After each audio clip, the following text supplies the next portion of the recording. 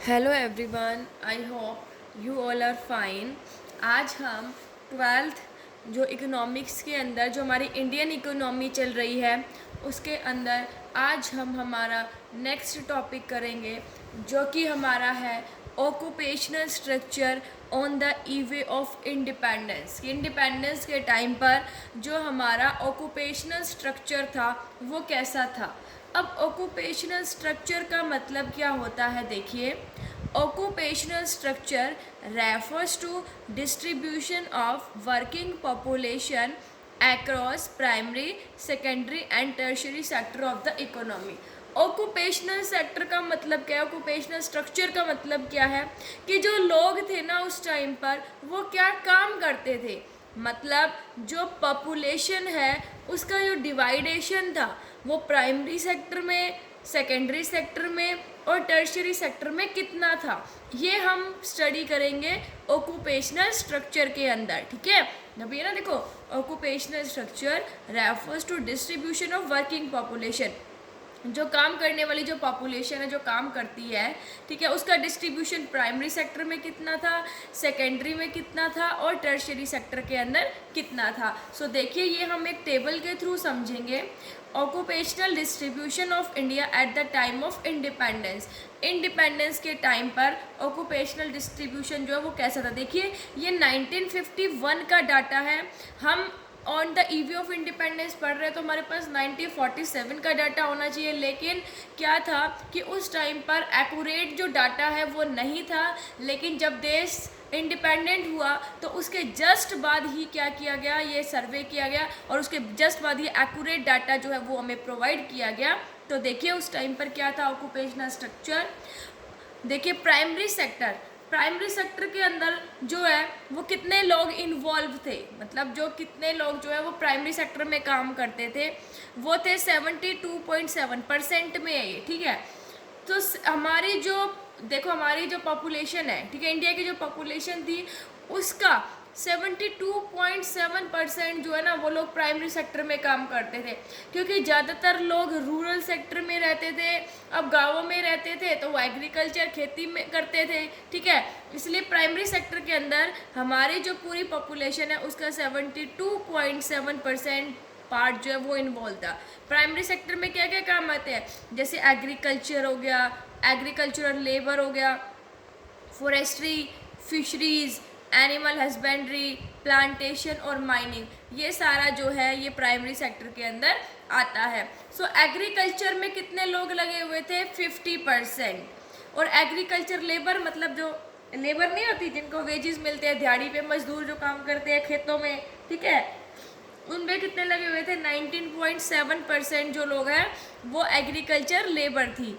Forestry, fisheries, animal husbandry और plantation में कितनी परसेंट पॉपुलेशन थी, 2.4%। ठीक है, देखो 72.7% टोटल प्राइमरी सेक्टर में इन्वॉल्व थी, जिसमें से एग्रीकल्चर में 50% लोग लगे हुए थे, एग्रीकल्चर लेबर में 19.7%, फॉरेस्ट्री, फिशरीज, एनिमल हस्बेंड्री और प्लांटेशन में 2.4% और जो माइनिंग थी उसके अंदर 0.6%। ठीक है, तो ये जो है ये प्राइमरी सेक्टर के अंदर लोग इन्वॉल्व थे, कितने, 72.7%।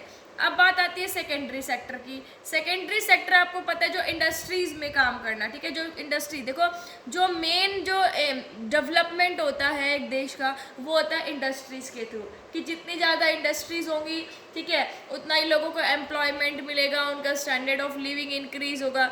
लेकिन सेकेंडरी सेक्टर में हमारे देश की ओनली 10.1, मतलब 10 ही लगा लो, 10% जो पॉपुलेशन है वही इन्वॉल्व थी ओनली। ठीक है, अब देखो प्राइमरी सेक्टर तो रॉ मटेरियल में, जैसे एग्रीकल्चर से हमें रॉ मटेरियल मिलता है, रॉ मटेरियल को फिनिश गुड्स में कन्वर्ट करने के लिए इंडस्ट्री चाहिए होती है। वही हमारे यहाँ पर हमारे इंडिया के अंदर नहीं थी, जब तो ब्रिटिशर्स ने क्या किया था, एक्सप्लॉइट किया था यहाँ के सारे रॉ मटेरियल ले जाके अपने देश में फिनिश गुड्स में कन्वर्ट करके, क्योंकि वहाँ पर इंडस्ट्रीज थी, इंडस्ट्रीज रॉ मटेरियल को फिनिश गुड्स में कन्वर्ट करती है और वहाँ से फिनिश गुड्स बनाकर हमारे देश में वो बेचते थे। तो ऐसे उन्होंने काफ़ी एक्सप्लॉइट किया था।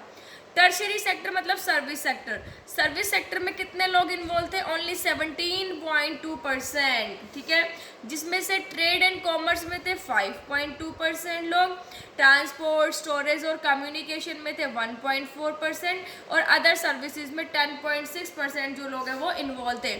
सो देखिए टोटल हो गया 100%। सो उस टाइम पर हमारे इंडिया की पॉपुलेशन का 72.7% जो है वो एग्रीकल्चर में था, उसके बाद 10.1% जो है वो सेकेंडरी सेक्टर में था, मतलब ये प्राइमरी सेक्टर में था ना 72.7%, 10.1% सेकेंडरी सेक्टर में था और टर्शियरी सेक्टर में था हमारा 17.2%। तो ये था हमारा ऑक्यूपेशनल डिस्ट्रीब्यूशन इंडिपेंडेंस के टाइम पर।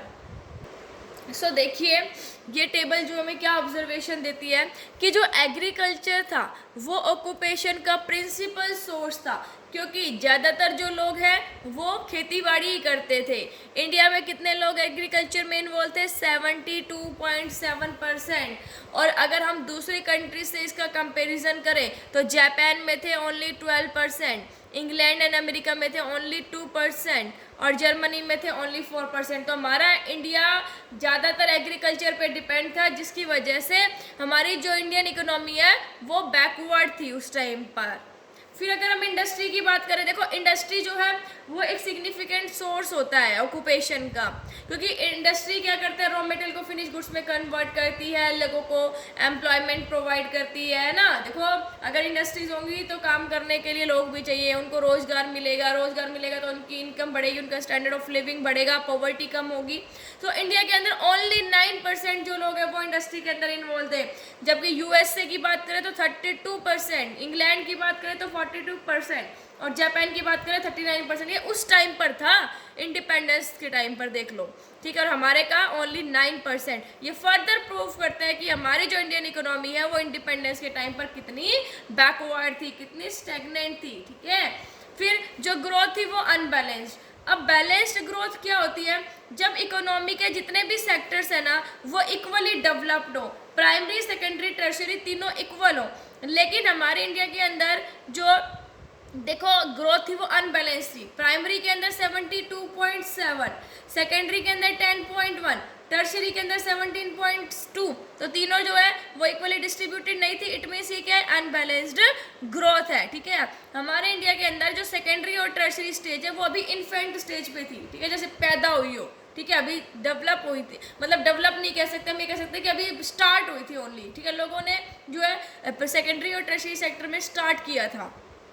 तो कंक्लूजन क्या होता है कि इंडिपेंडेंस के टाइम पर हमारी इकोनॉमी लॉपसाइडेड थी और बैकवर्ड थी, ठीक है। सो ये था हमारे देश का ऑक्यूपेशनल स्ट्रक्चर उस टाइम पर कि एग्रीकल्चर में इंडस्ट्री हमारे ऑक्यूपेशन का इनसिग्निफिकेंट सोर्स था, ठीक है, और अनबैलेंस्ड ग्रोथ, जो ग्रोथ थी वो भी अनबैलेंस थी, इंडस्ट्री हमारा इनसिग्निफिकेंट था और जो एग्रीकल्चर था वो प्रिंसिपल सोर्स था ऑक्यूपेशन का। तो आई होप आपको ये समझ आ गया होगा।